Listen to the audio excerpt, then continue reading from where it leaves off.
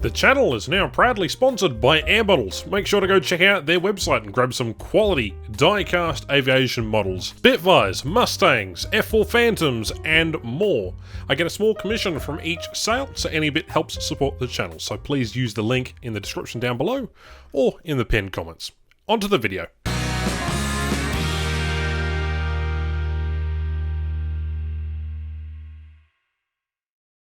G'day, I'm Ash. I hope you're all doing fantastically well.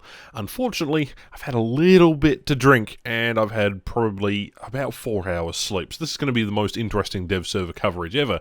Hey, at least it isn't like 1.63 or 1.67 where I logged into the dev server, recorded everything I needed to do and then fell asleep for 8 hours.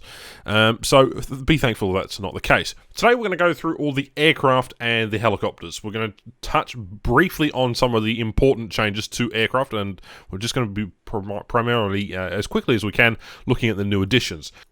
This is the F3H-2, also known as the Demon. It's a naval strike fighter. It is primarily used in the interception and protection of fleet elements. That being said, it is one of those unique-looking vehicles that has this massive fuel probe sticking out from the left-hand side or the right-hand side of the pilot there. It does come equipped with several different modifications. You have a good selection of AIM-9s. Well, I say AIM-9s as the only air-to-air offensive things, and you can get a bunch of bombs as well if you're a masochist, if you want to do ground strike. So there's plenty of opportunity here if you're looking for something at 9.0. It is currently sitting below the F9 F8, the Cougar. However, there's not really much to say about this vehicle. I wouldn't expect this to be a game breaker, however it is a nice addition nonetheless. X-ray, everything is compact as a jet should be, radar up the front, everything's sort of compact into the middle. It's a nice condensed airframe, some fuel tanks in the wings, and there is absolutely no armor protection on this vehicle whatsoever. So it'll be interesting to see how this thing carry lands, it'll be interesting to see how this thing performs as well. But in terms of everything else, max speed, 1,163 kilometers. It's going to be interesting. Alright, let's move on to Germany. Germany gets 2 aircraft. 2 aircraft that I'd say were probably the least expected to come to this particular patch. We were expecting the F104, however there is a couple of nations that might be getting that in the near future. Regardless, this is the F86K. We've all seen them, they're everywhere. I cannot stand how many there are. I already have to research one in Italy and one in France, and I believe I've got another somewhere to research as well. I believe it's the Japanese one. But this thing, Saberdog, is everywhere, and I can't stand it. It's that sort of gateway barrier to 380,000 RP. It sits right at the bottom of the German deck tree now, the F86K, just underneath the CL13. I mean, the CL13s are pretty good, but it's another Sabre to go around. It does have exactly the same armor modification, 2 AIM-9Bs, it can have stealth armored targets, air targets, and that's really about it. It does have access to a G-suit. It's basically another Saberdog with a Luftwaffe roundel on the side, I should say a Western German. Now, the only interesting aircraft that Germany gets this patch is the G91R4. Exactly copy-paste of the premium R4 that is in, I believe it's the Italian tech tree. But if you're fans of German aviation, it comes directly after the other G91 at 8.7, and it is rank 6 with AIM-9Bs. So that's pretty interesting. It's not really much to say. Russia gets the Su-7B. It's a rank 6 battle rating 9.0 fighter bomber interceptor kind of deal here. Because just look how low that nose sits, especially on level ground. Regardless, this thing can go 2,232 kilometers an hour. There's not much to say. It is a MiG-21 engine put into sort of what looks to be an elongated MiG-19 PT sort of chassis. But it does have limiting ammo, 30mm guns. They're quite good with 160 rounds. Armor, let's have a look. It has steel 20mm plate on the front, and then obviously a 20mm plate behind the pilot as well. In terms of X-ray, it's all in the middle, fuel tanks and offensive armament with a strange sort of belt system that goes around the aft fuselage of the aircraft. That feeds into the guns there. That'll be particularly interesting to reload. Massive fuel tanks basically all underneath the engine and in the wings. There's not much to say about that one. Modifications wise, again, I mentioned it was a fighter bomber. It mainly consists of ground ordnance. So you can have bombs, rockets, whatever you want to have underneath there. There's not too much to say about that one. I should probably mention too that the Draken gets access to some new missiles. It's here down. It's called Modification Sweden RB-24Js. Essentially, just their upgraded missiles, which is actually utterly fantastic. Previously to the RB-24s that this thing could get. Don't know whether it increases the effectiveness of those missiles, but it's a welcome change to the Swedes, at least, as they get no aircraft. Now, a passing mention should also go to China, who has another vehicle which you could consider copy-paste. The F-86 F-40 is essentially basically the same as the Japanese F-40. In fact, they are directly Japanese, because the Japanese sold their old F-40s to Taiwan back in the day. Anyway, this thing can come with AIM-9B Sidewinders. It's rank 5, battle rating 8.3. Nothing really to say much about this one. It's another Sabre in a Sabre top-tier dominated aerospace. Another aircraft to go passing mention before we touch on helicopters and some of the other vehicles. This is a B6N2. It's the only World War II aircraft. Yep, only World War II aircraft to get added this patch. Quite disappointing, but if you're fans of Japanese naval aviation, then this is for you, the B6N2 Model 12.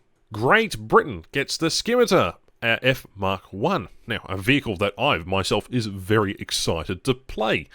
It not only gets the new missiles that Britain was promised in one of the devlogs that they announced earlier last week, I believe, but it is a fantastic vehicle. I just love the look of the Scimitar. I don't think I'm pronouncing it correctly, but it is a Navy fighter. It can be carrier launched. I believe they did have land-based versions too, but it was mainly made for the Royal Navy. 30mm Aiden cannons, all the good stuff, 640 rounds. Can hold a decent amount of armour as well. Two 20mm plates behind the pilot and one in front. X-ray, everything's compact into the middle, fuel tanks in the wings, and fuel tanks directly down the centre. Wedged between two, I guess, Avon engine jets, so, you know, that works. Let's have a look at the modifications quickly. You can get AIM-9Bs times 4, that's pretty good. You get the bullpups times 4 as well, and you can get a selection of bombs and rockets as well if you feel like you're a bit of a masochist. So there you are. Fans of British Navy, or say British Air Force, I should say, like me. Rank 6, battle rating 9.3. This is utterly fantastic. Only consideration, though, is if you are grinding out this thing, it sits directly below the naval line, so you will have to grind out that sea venom that people put off as so often. Those of you who are fans of the Mirage, you can stop whinging and whining in the dev blog comments for a Mirage because you've got your wish. What's next? Anyway, this is a gorgeous Delta Wing aircraft, and the French certainly know how to design an aircraft. So much so that Australia decided to buy this as an interim between the F111 and the F18. That being said, I love this thing, and the Royal. If there are any skin makers out there, I would love to have a Mirage 3C with the Royal Australian Air Force camouflage. Fun fact, we had an ordnance loadout for this thing called the Combat Wombat. It's basically a series of bombs followed by the air-to-air missiles as well. Now, speaking of air-to-air missiles, this thing is really interesting. Obviously, rank 6, battle rating 9.0. It's got the 30mm DEFA cannons, times 2, with only 250 rounds. That's not too good, but at the same time, it's particularly interesting. Now, the loadout I have here is 2 air-to-air missiles, and then another air-to-air missile, which is the big honkin' chonkin' motherfucker on the bottom of here. X-ray, everything is perfectly fine, just fuel, wings, everything in the centre, obviously radar at the front. Armour, there is no armour protection. Technically it should have a small bulletproof sort of glass at the front, but I guess they negated that anyway. Let's have a look at the modifications. There is quite a lot to go through. So as you can see, there is quite a selection of different sort of missile loadouts, Nords and AGMs and just Snebs and just cannons and bombs and rockets and whatever you can bloody think about you can probably put on here. But the loadout you're probably going to be using the most is the 30mm for cannons, times 2. The Major air-to-air missile, times 1, which is the big one underneath, which has a massive 193 kilograms. It is IR, it is rear aspect. The lock-on range is 5 kilometers. However, the launch range, this is really interesting, is 15 kilometers. This missile, I presume with radar assistance, could probably be the biggest missile or the longest launch missile in the game. And there's probably going to be people who are going to try to get that particular thing. Obviously, maximum speed is 2.7 Mach, and the payload is 15G, so not entirely too good, but it gives you enough room, especially when the missile warning is flaring off at you. Now, the other two Magic air-to-air missiles that are regular, mass 89 kilograms. IR, rear aspect, lock-on range of 5 kilometers, and a launch range of 10 kilometers. So pretty interesting, and very similar to the red tip arrow sort of, I guess, things that you can get on the F-35. And that is really all to talk about this fantastic machine. What a sexy machine. We'll go over some other aviation changes just in a second, and I think that'll be almost about done. Oh yes, I nearly forgot. Japan, you get access to the AH-1S. So again, exactly the same as the regular AH-1S, but for fans who like the helicopter tree. So let's have a look at what it looks like currently. Helicopters. Again, just 3 helicopters here. Then we've got the AH-1S with the gun underneath. It carries the same exact loadouts. It may just have some air-to-air missiles and some other bits and pieces. And then, well, Japan finally gets its Apache. So there you are. And rank 7 battle rating 10.0. With Hydras and Stingers and Flares and all that good stuff. So fans of helicopters, you're going to be in for a treat. Now, let's go through some of the other changes that wasn't necessarily mentioned in the dev blog post. There are a heap of changes on the dev server currently. The Avenger Mark II gets the Uncle Tom rockets. It's basically sort of a slightly smaller Tiny Tim, but with more oomph, more impact. Sea Fury also gets access to the new rockets, the XXX RP times 4. I'm going to call these the role-playing rockets, but regardless, that's that. There are some other changes too. The B-17's firing arc has been changed. The P-51K, the China version, which appears on the aircraft carriers, has been changed. Several of the modifications have been re-tiered and updated. A lot of updating text and data in stat cards. So it's important you go have a look and sort of have a look through what else is, I guess, changed. Several ammunition has been increased. The Yak-4 gets increased 1,000 ammunition, as well as a turret elevation change. And really, there's a bunch of other stats for helicopters, but I'm not really big on helicopters anyway. Fixed wing for life, hey? I nearly bloody forgot this thing, the F104S. Now, there is in the files, currently, in the data mine, there is files for the F104G, but currently, Italy is the only one to get an F104. That's okay, I'm preparing for everybody to crash on runway. This thing is an insane accelerator. If you have seen some of the dev server previews, or some of the test stream previews, this thing has an insane sort of acceleration. However, it does not turn. It is not a turning aircraft, that is not what it is, but it is one gorgeous looking aircraft. At that, I will give it that. Just a massive sort of engine. Now, battle rating 10.0, rank 6, 20mm cannons, 750 rounds of ammunition, quite decent. AIM-9B sidewinders, so not the greatest, but there is 6 of them. So prepare for missile launched, missile launched, missile launched.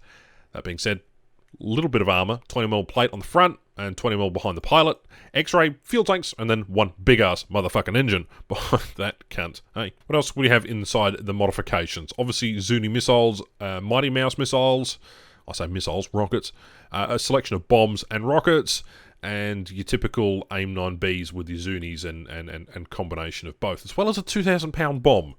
Yeah, you're not necessarily going to be taking off with that thing anytime soon. That's going to be pretty interesting. This thing also gets a drag chute too, by the way, so don't fear landing on a shorter strip because it does have a parachute. We'll probably cover this one in more detail in another video. Stay tuned. Now, the data mine is particularly helpful because it tells us what is happening here. There is 2 blocks of code in the gameplay BLK. Radar detect rocket B equals yes, and radar detect bombs B equals yes. There are new engine sounds and scouting different things and some tank stuff. Boo, hiss. The A4B has doubled its air brake drag, so you can possibly use that to slow down a bit better. The Intendard, possibly my favourite, second favourite jet after the Mirage, is, well, it's basically got combat flaps. Now, the F4EJ got the same changes for thrust as the F4E, decreased thrust on altitudes, increased afterburner, thrust on the same altitudes, etc, etc. The Hunter F6 and the F9 got a cockpit door control. Fantastic, just what we needed, right? And the I-15's flight models also got updated as well. There is, in the dev files currently, the F104A, the G, and the J, as well as an F4K, sorry, Phantom, for the UK. And